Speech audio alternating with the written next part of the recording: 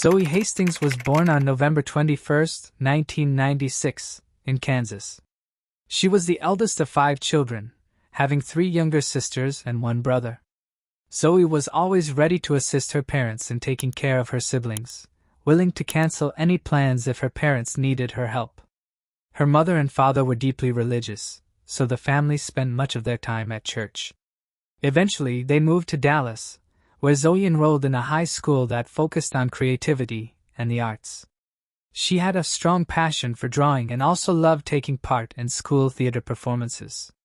In her free time, Zoe worked at an art studio in Dallas. She also worked as a lifeguard at a local pool during the summer break. After finishing high school, Zoe was given the opportunity to attend some of the most prestigious universities in the country. However, she decided to delay her education and devote some time to her church. In October 2015, when Zoe was 18 years old, she was preparing to leave for a mission trip with her church and was very excited about the journey. On Sunday, October 11th, she planned to attend the Sunday service where they would go over some details regarding their upcoming trip. Zoe took the family minivan, promised her parents she would return for dinner, and left the house around 4:40 p.m. The church was only a few miles away, and her parents expected her to be back around 6:30. However, as time went by, Zoe did not return for dinner, which was highly unusual. They sent her several text messages, but she did not respond. They also tried calling her multiple times without success. After a while, they began contacting her friends and relatives, thinking Zoe might have gone to visit someone after the service, but none of them had seen her that evening. Eventually, her parents decided to call the church, and there they encountered an unexpected and troubling revelation.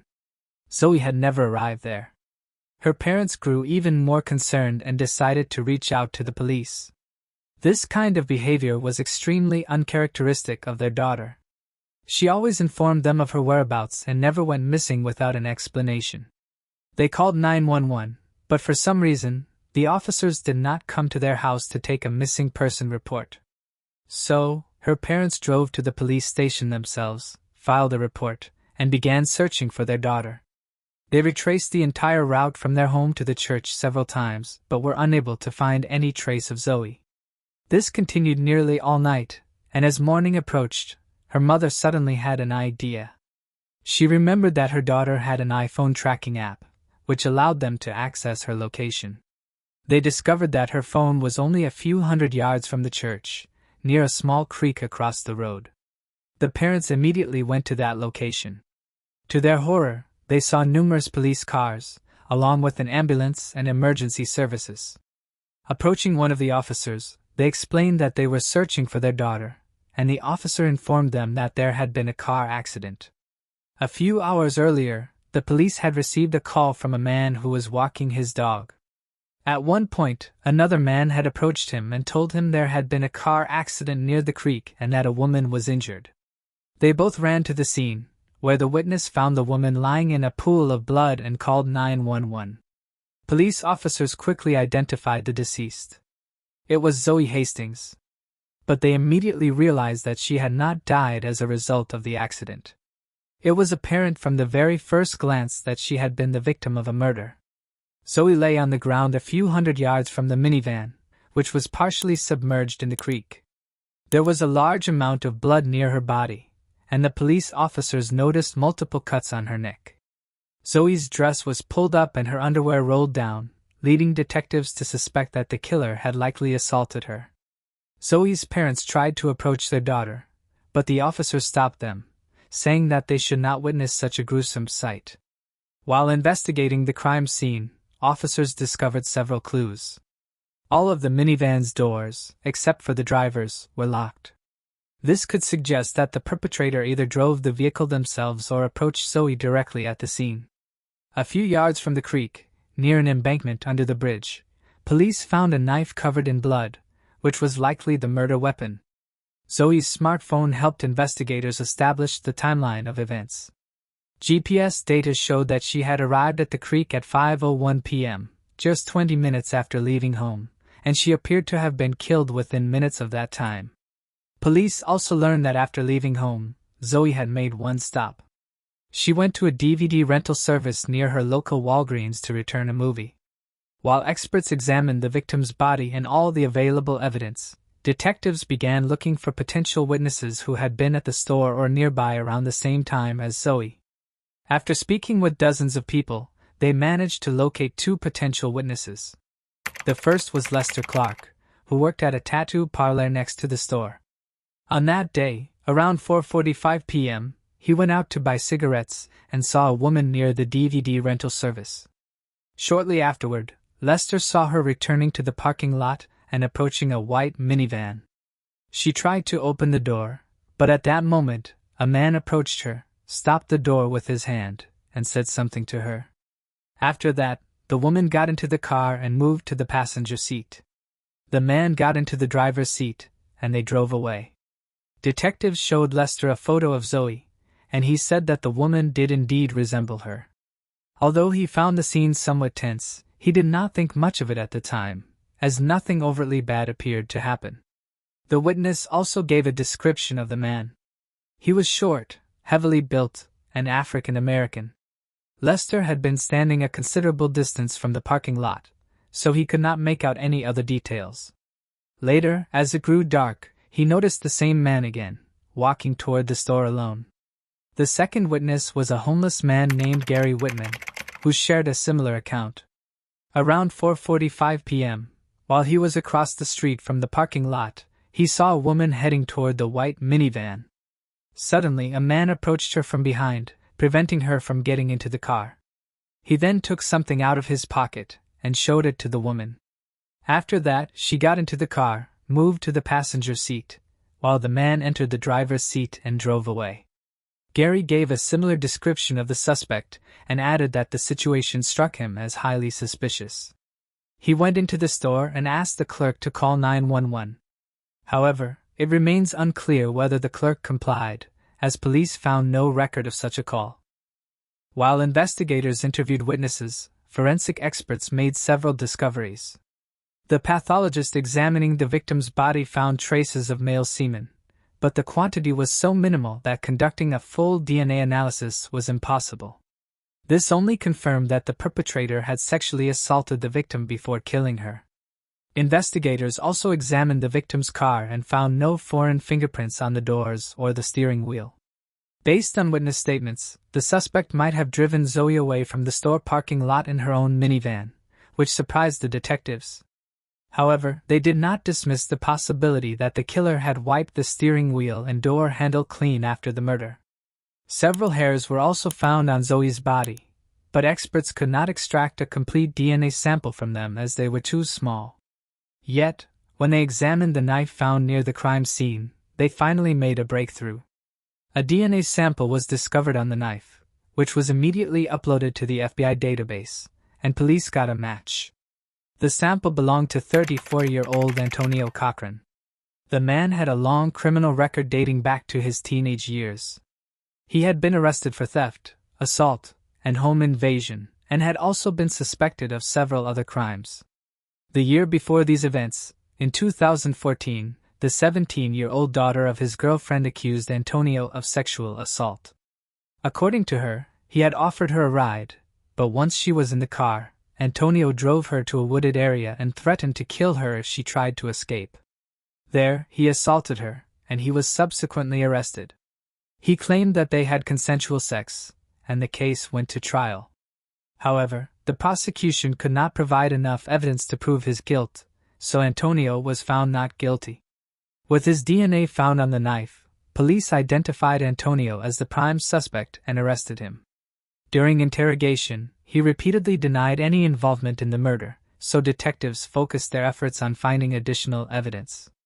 Experts took a DNA sample from Antonio and compared it with the hairs and semen found on the victim's body. Since both samples were too small to extract full DNA profiles, experts attempted a different type of analysis. They were able to generate an approximate profile to determine whether it definitely did not match the suspect's DNA. In other words, this method worked on the principle of exclusion but did not produce conclusive results, and could not serve as proof of guilt. They compared the partial profiles from the hair and semen with Antonio's DNA and concluded that the similarity could not be ruled out. Meanwhile, detectives examined Antonio's smartphone and found several interesting text messages. Piecing them together, it became evident that on the day of the murder, he was in a very disturbed state of mind. At 1:48 a.m., the day before Zoe's death, he texted a friend he lived with, saying that he was moving out and that his friend would never see him again. The following day, at 2:07 p.m., he texted his ex-girlfriend, telling her that his stepmother had died. He said she had died right in front of him, and he was struggling to cope with the loss. Over the next hour, Antonio texted another woman twice, stating that he had been drinking all night, driving around the city, and crying. These were his final messages before Zoe's death. Later that evening, at 9:30 p.m., he texted his friend again, expressing confusion about what to do with his life and how things had recently taken a turn for the worse. The next day, he sent another message to his ex-girlfriend, saying that his life was over and she would soon find out why. Examining his browser history, detectives found that Antonio had visited local news websites over 30 times before his arrest, specifically checking crime-related sections. 5 of those visits were directly connected to articles about Zoe's murder. They also observed that prior to her death, he had rarely visited news sites. Police found only one page related to gang activity. Antonio's smartphone provided detectives with another lead. Experts obtained GPS data from his cell phone provider and discovered that at 4:34 p.m., his phone had connected to a tower covering the area where the store was located. This matched the time Zoe was there, though the data was not considered strong evidence, as it only showed that his phone had been within a few miles of the tower. Nevertheless, it suggested that Antonio had arrived in the area just minutes before Zoe left the parking lot. His home was located quite far away, and throughout the day, his phone had been connected to a different nearby tower. Detectives also learned that Antonio had started a new job at a grocery store just 3 days before the crime. On Monday, the day after the murder, he did not show up for his shift and gave no explanation. Despite the extensive list of circumstantial evidence against Antonio, the only strong piece of evidence remained the suspect's DNA on the handle of the knife. However, this could have posed a challenge, as such evidence alone is often insufficient for a conviction, since merely holding a knife does not prove murder. For example, he could have handled the knife under unrelated circumstances, and someone else could have later used it to commit the crime. But detectives were unable to find any other evidence, so they decided to proceed with the case and bring it to court. The prosecution presented its version of what had happened that day. When Zoe returned to the parking lot to her car, Antonio approached her, pulled a knife from his pocket, and threatened her to get inside. He then took the driver's seat himself and drove away. Based on the suspect's messages before the murder, he had been in an emotionally distressed state due to the death of a relative, and had consumed a considerable amount of alcohol. According to investigators, he decided to abduct the victim with the intent to assault her.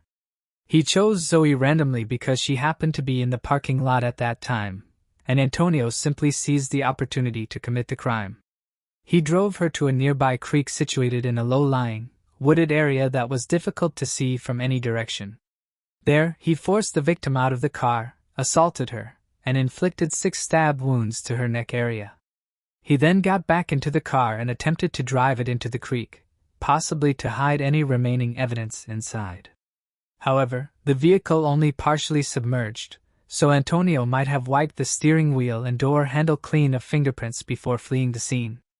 According to the first witness's testimony, he saw a similar-looking man returning to the store's parking lot on foot later that evening. The defense argued that most of the evidence could hardly be considered even circumstantial. For example, the partial analysis of the hair and semen only showed that Antonio could not be excluded as the source, but did not conclusively prove his involvement. Regarding the DNA on the knife, the defense emphasized that this evidence alone did not establish guilt. According to their argument, Antonio could have come into contact with the knife under unrelated circumstances. Before working at the grocery store, he had a job at a movie theater, where he sometimes collected various items left behind by visitors, including knives. However, no evidence was found to support this claim.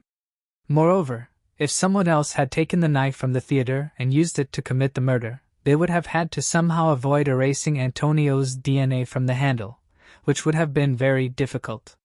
The defense also attempted to challenge the credibility of the second witness, the homeless man Gary. It was revealed that he had an active arrest warrant for violating parole conditions.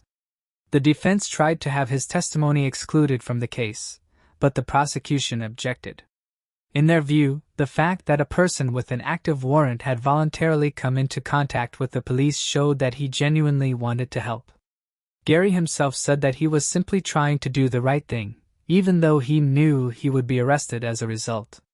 Antonio's lawyers also attempted to convince the jury that, at the time of Zoe's murder, their client had been elsewhere helping a friend, but no substantial evidence supporting this claim was presented.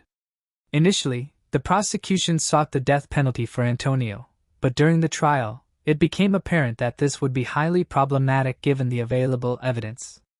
Therefore, they abandoned this plan. After prolonged deliberation, the jury eventually found Antonio guilty of murder. He was sentenced to life imprisonment with the possibility of parole after 30 years. Zoe's parents thanked the investigators and everyone involved in the trial for achieving justice for their daughter. Her father also shared that, since his children were young, he had always warned them about the dangers the world could pose. He had done everything in his power to protect them, but his eldest daughter was abducted just a few hundred yards from their home, and he could do nothing to stop it. If you found this case intriguing, make sure to like and subscribe. We upload new crime case videos every night. Stay tuned, and brace yourself for what's coming next.